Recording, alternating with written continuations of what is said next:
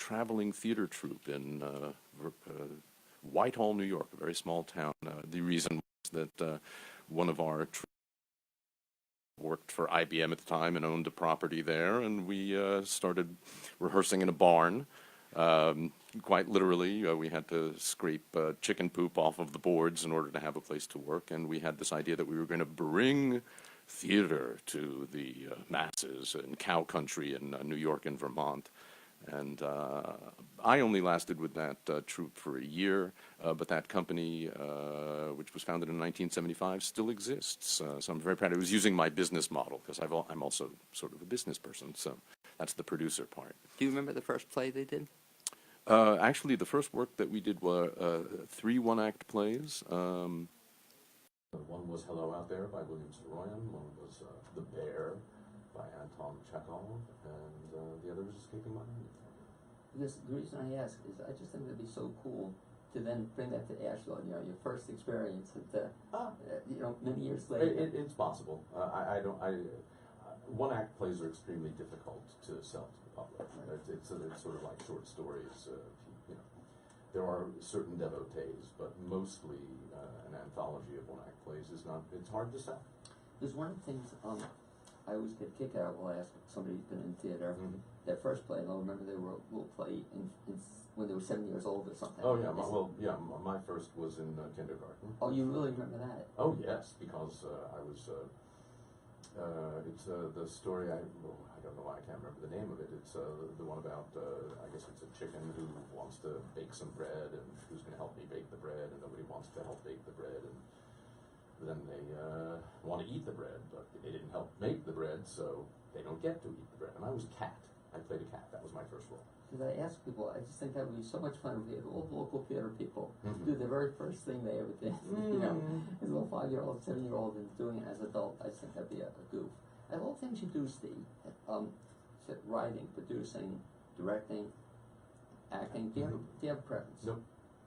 Because the thing that always knocks my socks off about you is that I'll be seeing you producing shows and directing plays, and all of a sudden you see you on stage and say, whoa, this guy's a good actor too. Oh, thank you so much. I mean, I'm trying to think of my all-time favorite, was the Arthur Miller. Death of the Salesman. I got to play Willie Loman. What an unbelievable honor.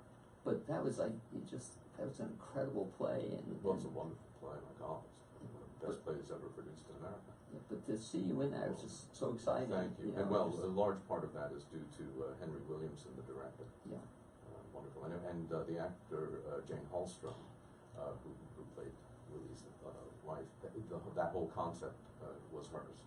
Well, and she approached me one day and said, hey, have you ever thought about playing Willie Loman?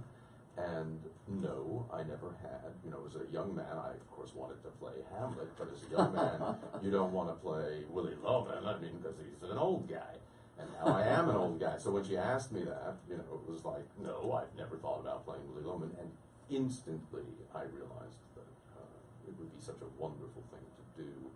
And then she suggested Henry as the director, and without them, without that cast, I couldn't possibly have done it. And it's just one of the great casts of, I mean, yeah, everybody.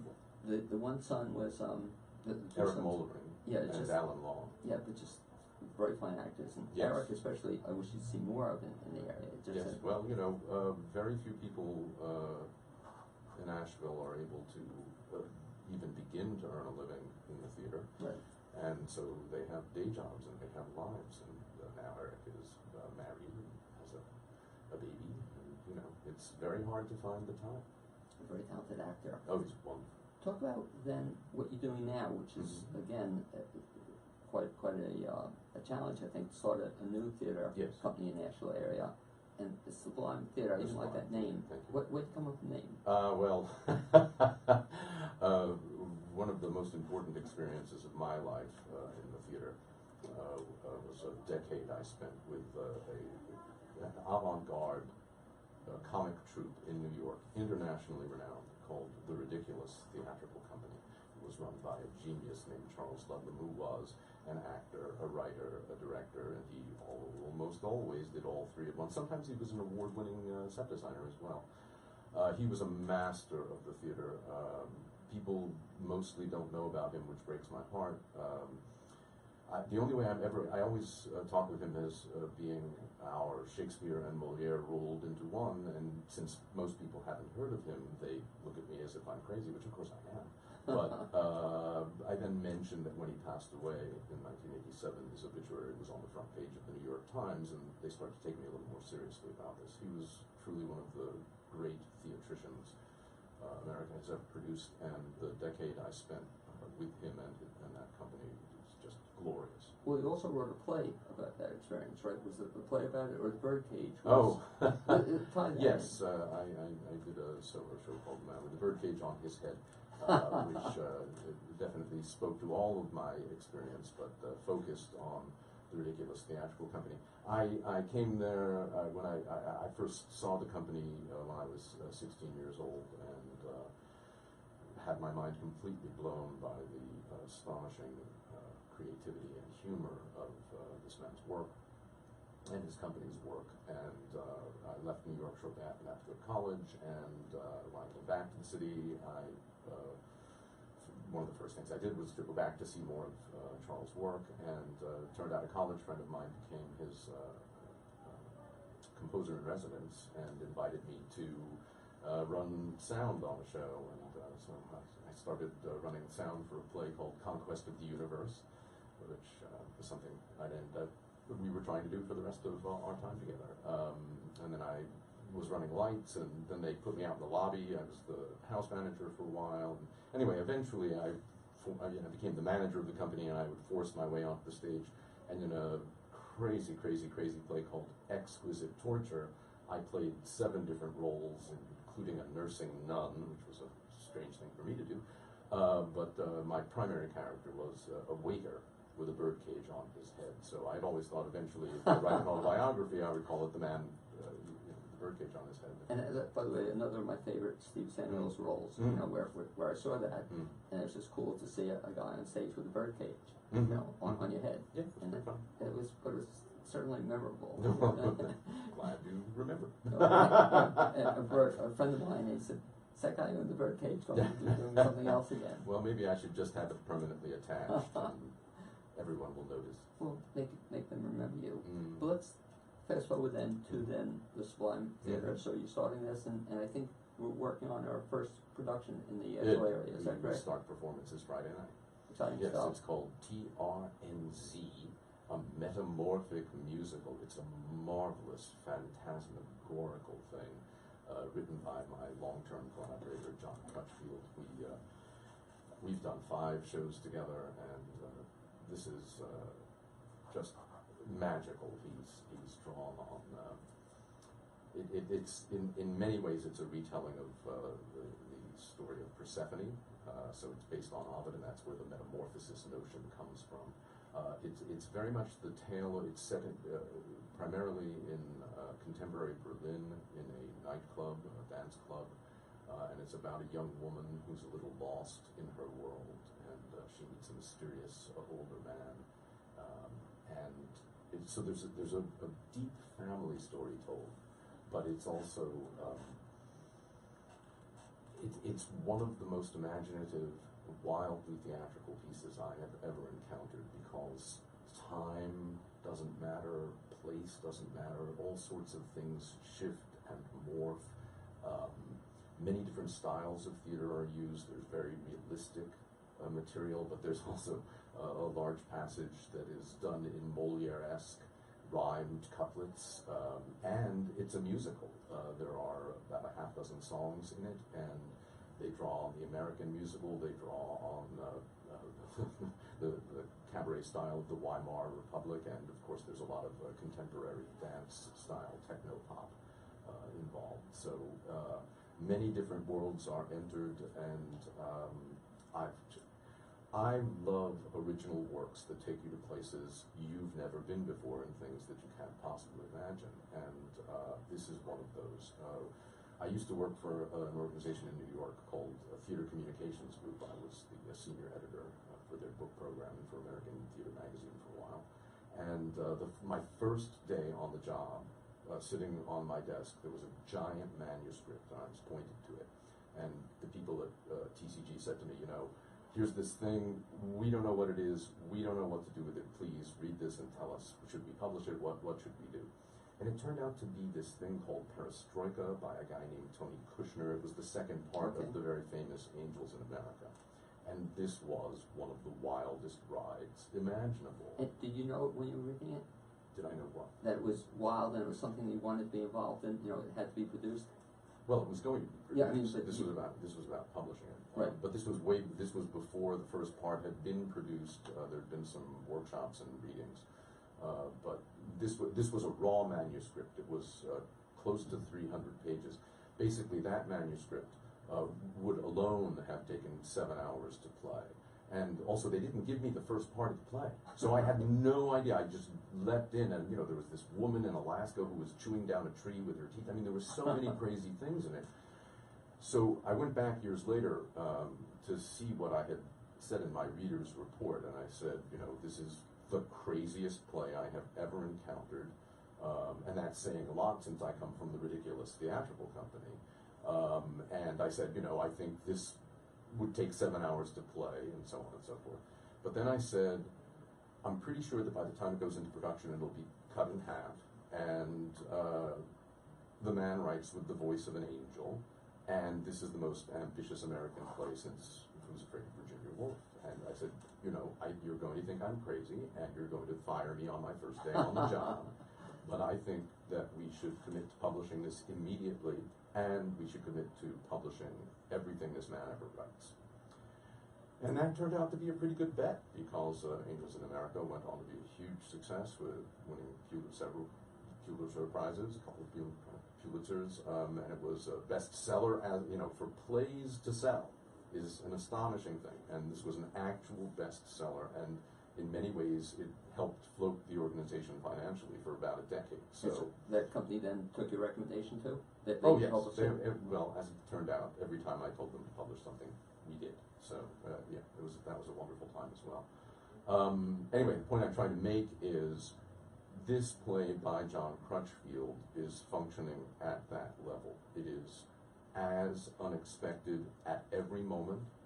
You will not necessarily understand from minute to minute how you get from this place to that place, but it makes such deep emotional sense. Because what's really interesting about it is that John is a relatively new father, and he has 2 daughters, his wife Laura Tratnick, who's one of the stars of the play, and it's really a deeply emotional response to the fears and pleasures of being the father of a daughter. Talk about something you said about the play, which intrigues me also, is the fact that it's a musical of sorts. Yes, You have 6 very songs. much. Do you have musical backup on it, or who's providing the? It's been a collaborative effort. But I'm saying, are they doing music live, or is it? No, we can't. You know, musicians, you know, actors are so crazy that they will work for free if they have to, and musicians mostly aren't like that. And I don't blame them. You know, I wish all artists could get paid, and even more, I wish all artists could get paid what they should be paid, which is very rarely the case. But musicians, you know, want to be paid, and this is a small, not-for-profit theater company who are starting off with almost no financial resources. So if anyone would like to make a contribution, we would be more than welcome to. Thank you in advance. Yeah, also the facility, we're playing at the BB Theater, which is a very intimate theater. There are only 40 seats. And I don't know where we would put a band, frankly. So no, we have backing tracks. Talk about the performers in the show. So it's a small cast. Yes. Well, Julian Boris is one of the actors in it, and Julian is also a poet and a playwright. In a former life, I helped work with him on several of his plays, Red, Black, White, The Bog, a couple of others. And he's also a wonderful actor. He was in My When Jekyll Met Hyde, Once Upon a Time. And so he has, there are only 4 actors in the play. It's really everything about this is intimate. It's wonderful. And so Julian, Laura Tratnick is an extraordinary actor. She is from Germany originally, and She has been a major player with two of the most significant theaters in Berlin, the very famous Berliner Ensemble and the Schaubühne Theater as well. I probably mispronounced that. I apologize. She's a glorious, glorious actor. I had a chance to work with her on John's previous play, Malverse. Which I love too. That's quite a play. It's a great. Yeah, well, John is a great playwright. You know, I mean, everything about it. All of the words are so beautiful, and as I say, he writes in so many different modes, and he brings a rich mythological background to almost all of the works that he does. And one of the things too, always strikes me about when I say a Crutchfield play, it's almost always going to be different. That's right. You know, that's right, and which is one of my great pleasures. You know, I mean, I just love to be surprised. I personally don't want to see what I've seen over and over and over again.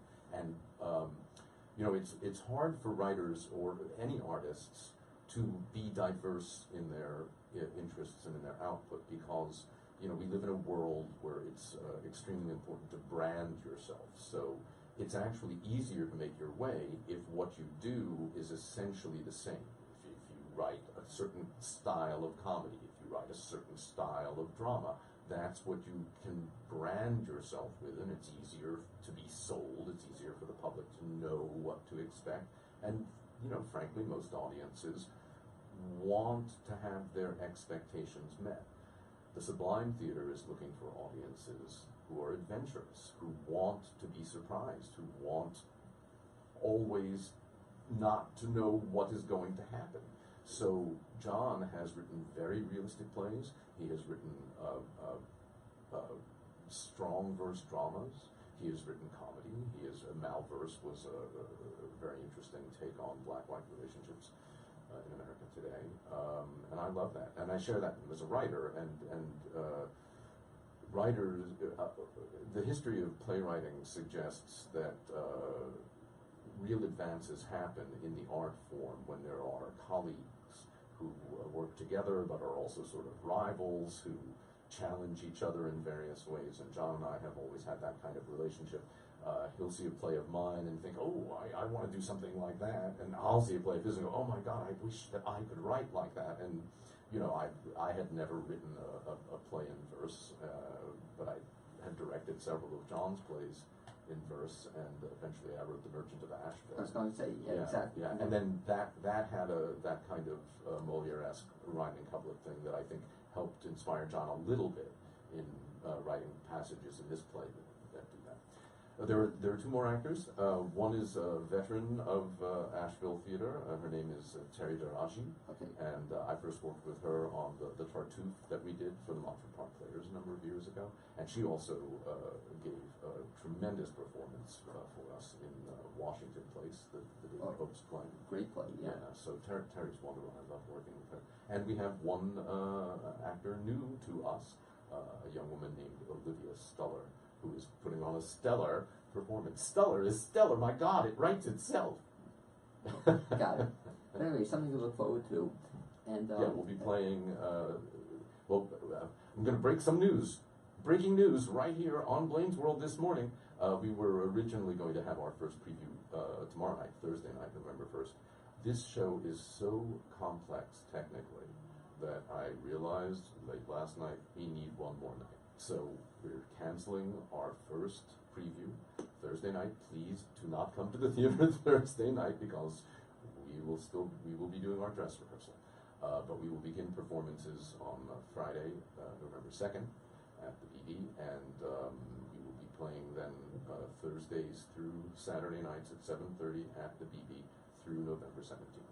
Okay, it's Thursday, Friday, Saturday, 7:30. Except for this first Thursday. Okay. Yes, don't come November 1st, but after that, Thursday, Friday, and Saturday at 7:30. 7:30. Mm-hmm. And talk, Steve, also the fact that you've put together, I think, a magnificent team. In other words, your title is Well, I'm the producing artistic director. artistic director. One of the things I again, and I have wonderful associates. Right, and that's one of the things I admire about also teams you typically put together. Thank you. That you always bring in a very diverse, a very talented group of other people. Oh, it's work with. tremendously important. And so talk about some of those folks. Yeah, I mean, I feel like there's tremendous choreography in this show as well by the wonderful, wonderful, wonderful Christy DeVille. And she is one of our artistic associates, as is Henry Williamson, the director I mentioned earlier, and the playwright David Hopes. Lisa Yaffe, who works with our how-to crew. We've done a series of sketch comedy shows over the years called, one of them was called Sex and How to Have It, one was Food and How to Eat It, one was Beer and How to Drink It, and one was Money and How to Make It. And the next one will be Rules and How to Break Them. Great title. That'll be coming up next June. So those are our inaugural associate I think artists. one of them you artistic have executives. Todd is. And Todd Wheatley. Oh God, I love Todd. Todd runs a company called The Cardboard Sea, and they also do original works. And we'll be helping them put up their next production in August of 2019. And of course, John Crutchfield is my associate artistic director. So after, again, I have to remember And that too, group will grow. I have to remember too, not to call it, don't look to pronounce it, right? Just call it TRNZ. Yeah, that's the name of the show is TRNZ. So after TRNZ, what do folks in Nashville have to look forward to with respect to Sublime Theater? Thank you for asking.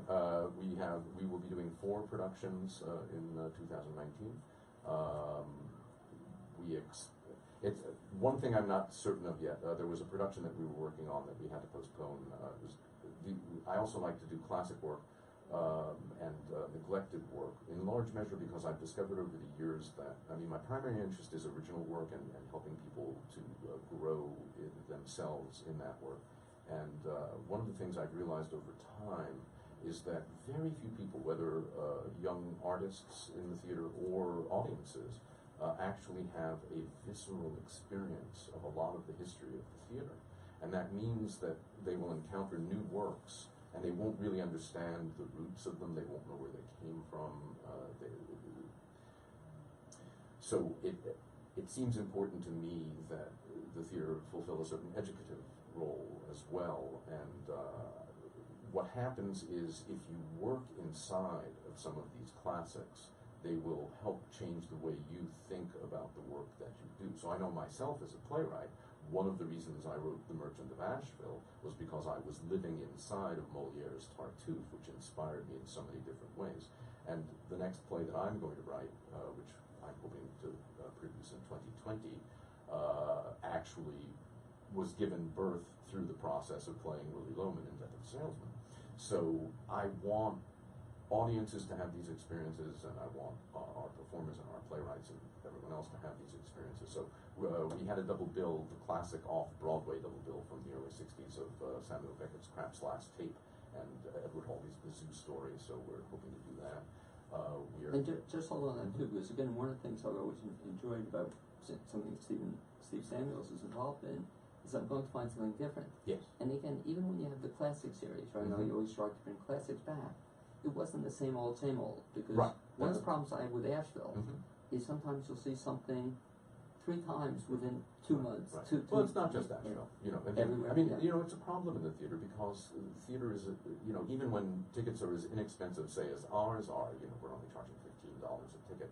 But, other places in town, 20, 25, 30, 35. And those, compared to larger cities, are very low prices, but in Asheville, that's a fair amount of money. And if you're 2 or 3 or 4 people, and you're going out to dinner first, and if you're a family, and you got to get a babysitter, you have to pay for parking, whatever it might be, these are fairly expensive evenings out for people, unfortunately.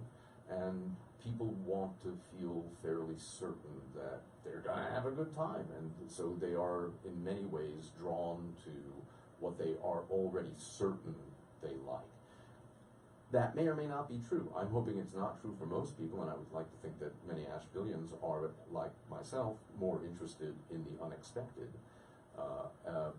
And I sometimes think that people program for their imagined audiences and are therefore afraid to step outside of the tried and true. But that's not why the Sublime exists. And when we are bringing back even classic works, I'm hoping that they will primarily be works that have been neglected on the contemporary stage. Or people haven't seen. That's right. Again, All My Sons was one of my favorite movies of all time, too. I'm not sure. But I don't think I'd ever seen a stage production. Did you see the one in Heart? It was done a few years ago at Harvard.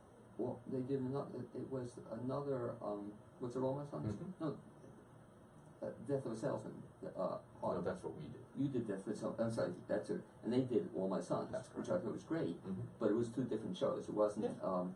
you know, it wasn't the same show, three different productions. Exactly. And I've seen Yeah, that in no, the it's a- Nashville yeah, area. yeah. And that Well, was it's exciting. a very interesting theatrical community. So anyway, we will be doing a new play by David Hopes. There will be more Crutchfield works. There will be, as I say, rules and how to break them. There will be Todd Beakley's Cardboard Sea doing another original work, and we're also probably going to do some readings. Rehearsed readings, so they'll be very interesting. And as always, you know, I like to work with people again and again and again, but I also like to work with new people. I just like to constantly be expanding the palette and the number of people who are available, bringing fresh blood. So whatever our starting point is, there will always be opportunity for new playwrights, new actors, new designers, everyone. So if folks want to Mhm. find out more information at Mhm. Sublime Theater, two best bets seem to be, one, get out to TRNZ Mhm. in the next couple of weeks if they can. That would be lovely. And also, at this point in time, website, Facebook, what's the best bet? Yeah, well, I haven't had time to put together the website yet. If you go to www.thesublimetheater.org, you will be directed to our Facebook page. Or you can go to Facebook and look for the Sublime Theater, and all of the information will be available there. And as soon as I get this show up and running, I'll get to work on the website. Okay, and as soon as you get the show up and running, we're going to have to get you back for a second show. Oh, I'd love because that. we haven't even talked about the Sublime Theater Press and some of the other There's cool so stuff many you're things doing. we could talk about. And thank you, Glenn. This Steve, is lovely. it was also a pleasure. I look forward to seeing you at TRNZ. Thank you so much. Great. Thanks for being my guest this You first bet. half hour on the Blaine's World Show. As we get ready for the second half, I'd like to thank our underwriter squad for WPVM. It's made possible by the French Broad Food Co-op, and they're a locally owned grocery store focusing more on people than profits by providing a living wage. I'd also like to mention two upcoming things happening in the Asheville area. And at Attic Salt this Friday night, they're doing a combined fundraiser with Big Brothers Big Sisters, and that's going to be called Big Stories, featuring one of my favorite storytellers, Chuck Fink. You can get information about that at atticsalt.org. In addition, play opens on Friday night, I think, is The Misanthrope. That's going to be kind of a new version of a classic show at the Magnetic Theater. And for more information on that, you can go to themagnetictheater.org. It's next my pleasure to introduce a guest from a previous show, Katherine Morosani. And welcome aboard, first of all, Katherine. Thank you for having me, Blaine. How are you? I'm doing well, thank you, and always a pleasure to see you. And happy Halloween. I forgot today's Halloween. Everybody else, yes, happy Halloween. But Katherine's going to be shifting gears a little bit. And Katherine, in her other life, is also a financial advisor, but I got the word from Katherine, we're not going to be talking about financial advice from Katherine or that whole field today. We're going to be talking about some of the work that she does with the Asheville Rotary, one more active Rotary chapters certainly around. And I believe you have an official title now for that? Yeah, so, well, besides a volunteer, but I took on the district role for Polio Plus. And so we're going to be talking about polio because World Polio Day was last Wednesday, the 24th, so October 24th. And, you know, Rotary is a service above self organization. It's 1.2 million people worldwide, 35,000 clubs that go out and do good work locally, do work globally. And for me, I've only been a member since 2011, but honestly, I get so much out of it. And so that's what I want to talk about and focus on today. Let's talk a little bit about Rotary for people who aren't familiar with the organization. Okay. But the first question I'll ask you is, you said you've been a member since 2011. Mm-hmm. Why did you choose to get involved? Well, I was looking for a way to get involved in the community. You know that I love to volunteer. And you know, I've had foster kids throughout the years. I've been on different boards. But what I liked about Rotary is one of the themes is service above self, but they had excellent programming, so I was always learning something new about Asheville. The Rotary Club that I'm in is the Asheville Downtown Rotary. We meet, okay, here's a promo, Thursdays, 12:30 to 1:30. So come be my guest if you want to come and find out what Rotary's about, or go out to asheville.rotary.org and see more. But our programming's good, but it's also the people. I've met more just nice people, and you know the membership model is one of each type of whatever, you know, so you can't have a billion of just one type of affiliation. But not only that, it's not about the networking, but it's about the, you know, you gather together to go and do great things in the world. And so I was just outside talking about ABCCM, Thanksgiving, we do breakfast for the veterans. And so that's a local thing that we do. Internationally, we do this Honduras, we go down to Honduras for a medical brigade. So we collect eyeglasses, so if you'd like to do eyeglasses donations, we're going to have another medical brigade down in February for dental and eye doctor, and they actually go down and do dental work, and then they fit people with eyeglasses. So think about it, if you aren't able to get eyeglasses or have that service even available, it's not even can you afford it, it's that service isn't available in rural sections of Honduras. We're able to get in there and go do that, and we've been doing that project for years. Well, one of the things that always reminded me about not only your particular Rotary chapter, but Rotaries in general, is that it ties into one of my favorite quotes from a woman by the name of Shirley Chisholm, and says, service is the rent you pay for living on Earth. Yeah. And I just think that's really cool that if you're involved in Rotary, you're almost, I don't know, required, but certainly committed to that belief that you want to provide service to others.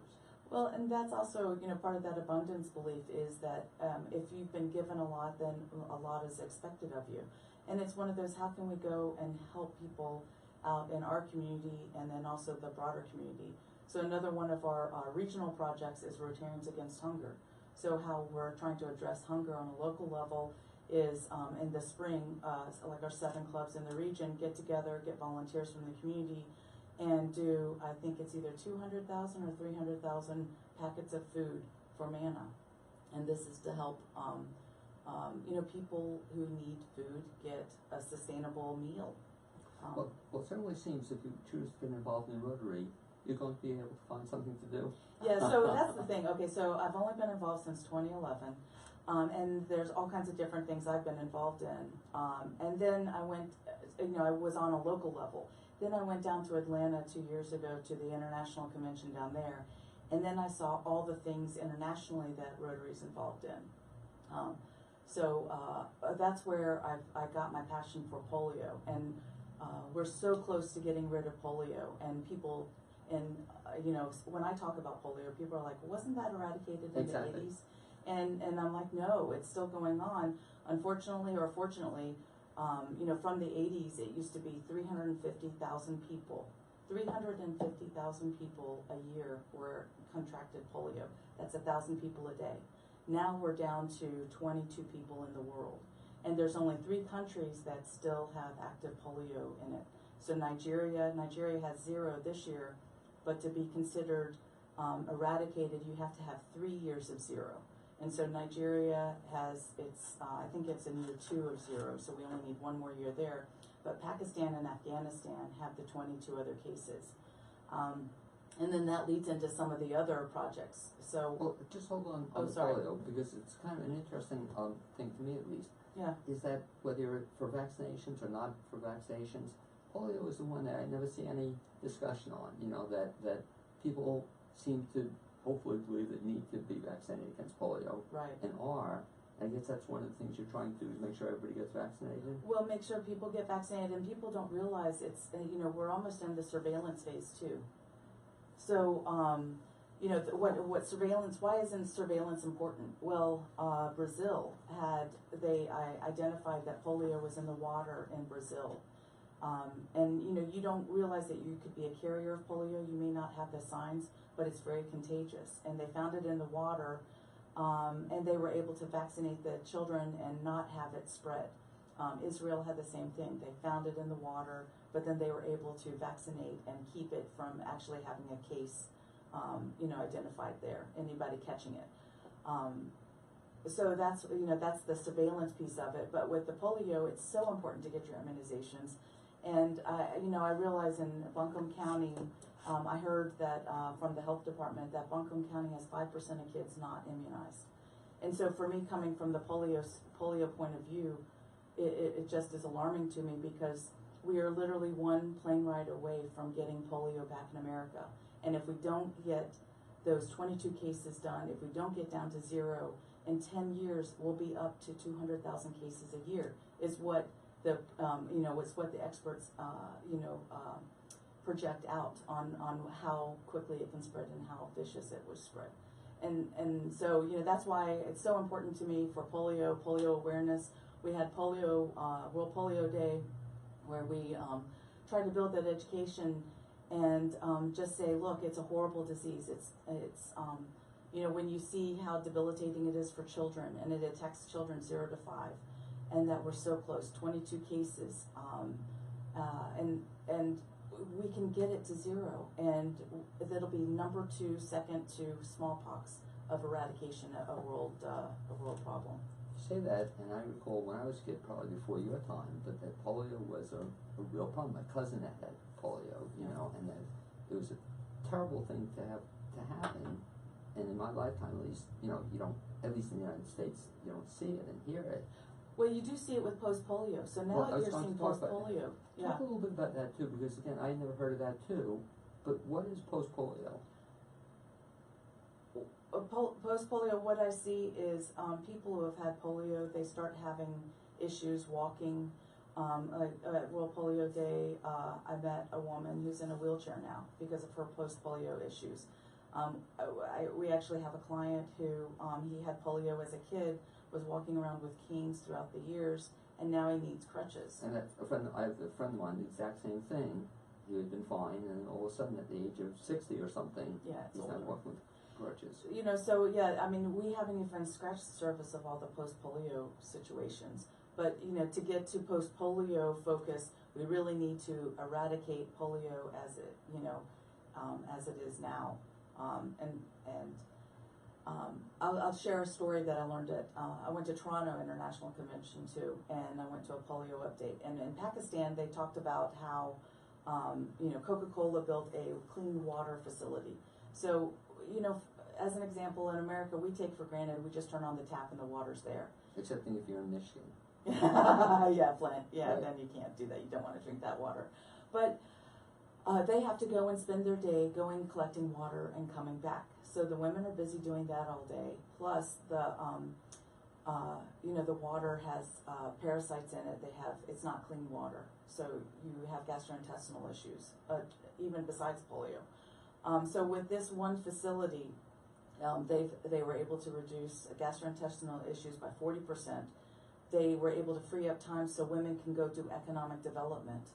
And if women have economic development, then they can afford to send their kids to school with clean water. Then they are less likely to get ill and be more productive citizens in society. All the knock-on effects. So then that's where Rotary comes in, and we have our 6 causes. So let's change to the 6 causes, as relation to. But what's really, I think, cool about Rotary or some of the work you're doing is that people, put something on your radar screen which you hadn't even thought of. When you talk to me off the air, we talk about the show, it's a polio, whoa, Yeah. It wasn't a problem, but it is. And so you mentioned, aside from polio, Rotary has, I love what you call it, the 6 causes. What are those about? So the 6 causes, one is to promote peace. And we do that by sponsoring scholarships for peace scholars. And that is important in making a more stable environment, because you can't, that's one of the challenges with polio is where we're seeing the problems are in the war-torn refugee areas where people are crossing borders and you can't keep track because of that civil unrest on the Afghanistan-Pakistan border.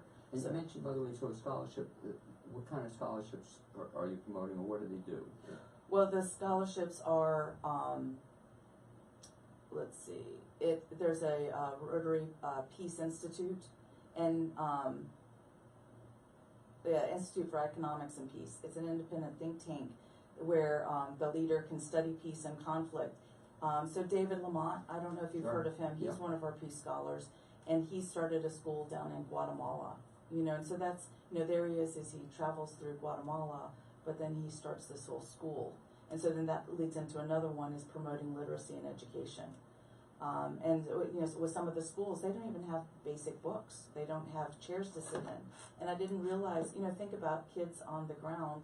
How attentive are you to being able to, if you have no blackboard, you have no books, you have no chair, how attentive can you be to learning? So we're promoting literacy by helping get those kind of materials into the schools. What seems interesting to me about the fact that your Rotary and all Rotary chapters are doing Mm-hmm. are making people aware of things that maybe they take for granted. Right. As you talk about these things that, I won't say they were on my radar screen, but Right. they're not really. I don't think about that, but Well, and October is Economic Development Month, for Rotary. And so, how do you go help people be economically viable and help them pull themselves up by their bootstraps? And that's one of the things I like about the Rotary mission is we don't just go in there, flash in the pan, and then leave.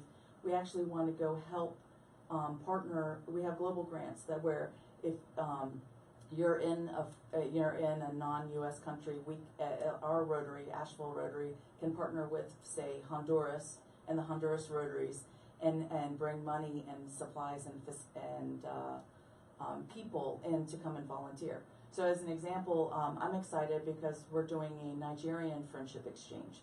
So what kind of partnerships are we going to have between the Nigerian Rotaries and the Asheville Rotary, or the district Rotary?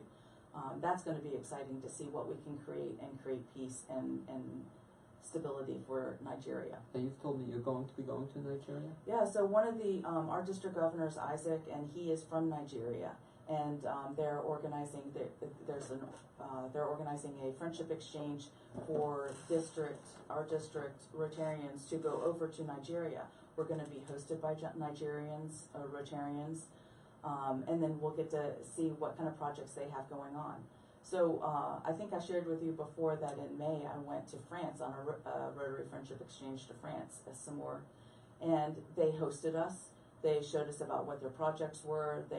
We got a real sense of their culture and who they are and what they're about and what that Rotary is. And what you realize is there's some things that are the same. We all care about service above self. We want to give back to our community, but then things are different. So here in Asheville, we have scholarships at Asheville High. We have a needs-based scholarship for Asheville High. And in Buncombe County, we have a merit-based scholarship for seniors to apply for. So apply for that. It's coming in the spring. Go to your counselors and talk about that. But because in France, schools supply, they don't need scholarships. So where we're different is they don't need to provide scholarships for their students, whereas we do. Now you mentioned you've gone to France, Nigeria. Will those folks come over to this country? Yeah, so that's the idea, is to have the Nigerians come over here, and then I'll open my home to host them, and then just give them a taste of what's Asheville about, what's Western North Carolina about, and all the richness and how we're the same and different. And I think that's another example of how, by welcoming Rotarians in your home, and they welcome you in their homes, that's promoting peace too. And it's just on a one-on-one level, but think about if more people did that, then how wonderful the world would be, and how we can see everybody is at the end the same. We all have the same desires. We may have things that are a little different, like the scholarship example or education system example, but at the end we're very much the same. One of the things I hear you saying is the idea that Rotary is certainly involved in some of these international endeavors, Mm-hmm. but they also are involved in endeavors in this country. And Yeah. that was kind of a good point you made before, that you're fighting hunger, you're fighting all these things around the world, but you're also doing it within the Asheville area. Yeah. So it's not just international. Well, and so that's why I encourage people to look into Rotary, because it's, what do you want to get involved in? What are you interested in? And you know what, your interests can change. So one of the things I was interested in before was literacy. And right now with our Asheville Rotary, some call out to all nonprofits, we are looking for our next signature project. And so, you can contact me to find out how to get more information about that. but we want to help in the community. We want to help with dollars, but not just check equity, but sweat equity. How can we get our volunteers excited and engaged in new things, you know, and to help our community? Well, another one that you're involved in, and we'll go back to the six points you were saying before. I was impressed at one Rotary meeting. I heard some of the work that Mark Nolan, for example, is doing with a whole bunch of dentists. We're doing some project, and they're going overseas for that as well. Yeah, that was the Honduras project, the That was- medical brigade. yeah. So yeah, Mark Nolman's in on that, and oh my gosh, there's so many people involved. So I was really impressed with the fact that, so they went over a whole bunch of additional doctors and other medical professionals and just donating their services for a period of time. Yeah, they donated for like 2 weeks, you know, like 10 days, 2 weeks, and that's in February. So they'll be going down for there. So that's where, like eyeglasses, if you have eyeglasses, we would love to accept eyeglasses that you don't use anymore, so that Wen can put new glasses in them to help people see. And talk about that, because again, maybe it was Rotary. I always used to see a collection of eyeglasses. Was that always a Rotary project? I don't know if it's always a Rotary project, but it's our Rotary project Okay. that we do for that one, you know, for that one. So you mentioned people can donate their glasses with the frames, but the lenses also you can use? Or? Well, the lenses I don't think we can Right, use. just the It's the frames. frames. Yeah, but you know, think about how much frames cost and how much it'll save people. And there again, you know, we take for granted you can go down to the eyeglass store, or we have so many options on how to get frames now. You know, you can order them online or whatever, but not in rural Honduras. They don't have that option, and so we're able to go and facilitate that. And yeah, it's once a year, but it's, you know, it's better than nothing. And how do people get involved in that? Well, they can come to the AshevilleRotary.org website, and then they can donate. They can, you know, arrange for a drop-off. You know, I don't know if they are interested in going, but, you know, maybe we could see if volunteers would want to go. But, you know, we're always welcoming involvement. You mentioned the 6 points. I think we covered a bunch of them. There were some others. I think that so everything the Rotary does, I guess, all the local Rotaries, the goal is to tie into these 6. Well, yeah, you tie into the 6, but it's also you at the club level get to decide what your club is going to get involved in. So, for example, the Asheville Breakfast Club, they like to do done-in-a-day events. And so they'll go and mobilize their volunteers for something that's done in one day. You know, and so that's where it's like, that's where I'd recommend you come and try on different Rotary clubs, because there's Breakfast Club, there's different locations, there's South Biltmore Park one, there's a Biltmore one that meets at 7:30 in the morning, you know, so, and there's an evening club on Thursdays. So we have all kinds of different options for whatever, and we even have an e-club. So if you can't meet, there's you know, you can get online and meet and do Rotary work that way.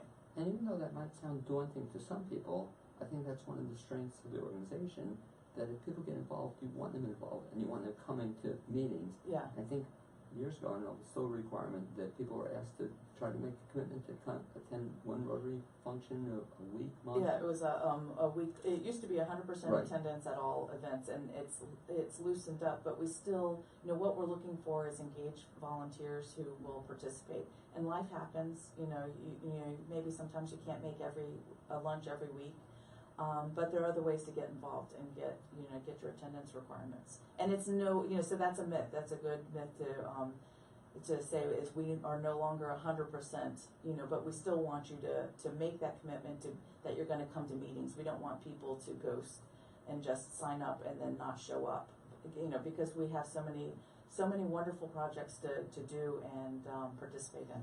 The nice thing, at least within Nashville, if you can't make the 12:30 meeting, Yeah, you can go make up. 5 or 6 other options in Nashville. Yeah, so like Black Mountain has a good meeting. You know, there's so many different options, and the speakers are always wonderful. If you're in Hendersonville, there's a couple of clubs out there. There's Madison County has a strong club that I personally visited. So there's tons of options out there, you know, depending on wherever you live in this region.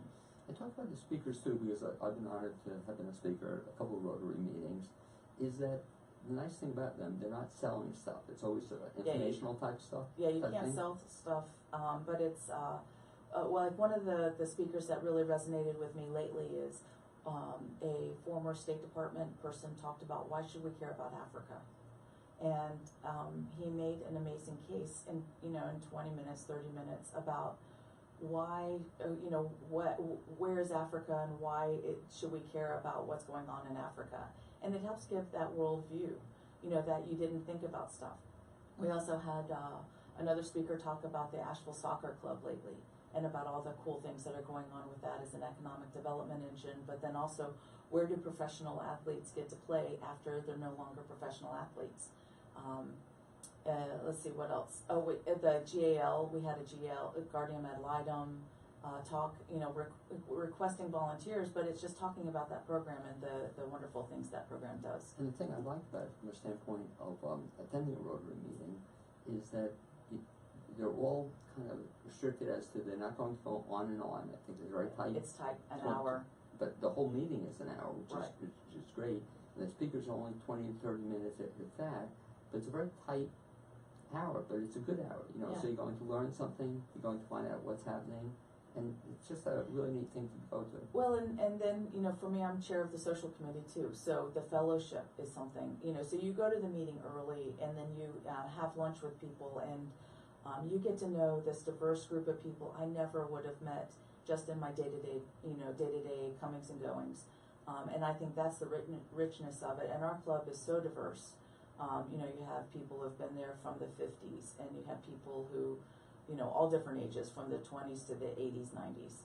So, it's, that's another part of promoting peace is intergenerationally, male, female, everything. We've got a nice, diverse mix. Well, the Rotary meeting I attended too, I was kind of pleasantly surprised that certainly has changed. Rotary used to have this myth, if you will, just old white guys, if you will.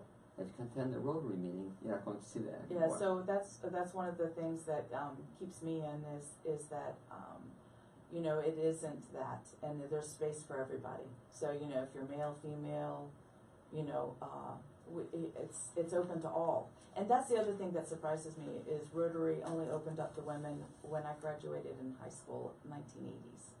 So 1980s is only 30 years ago.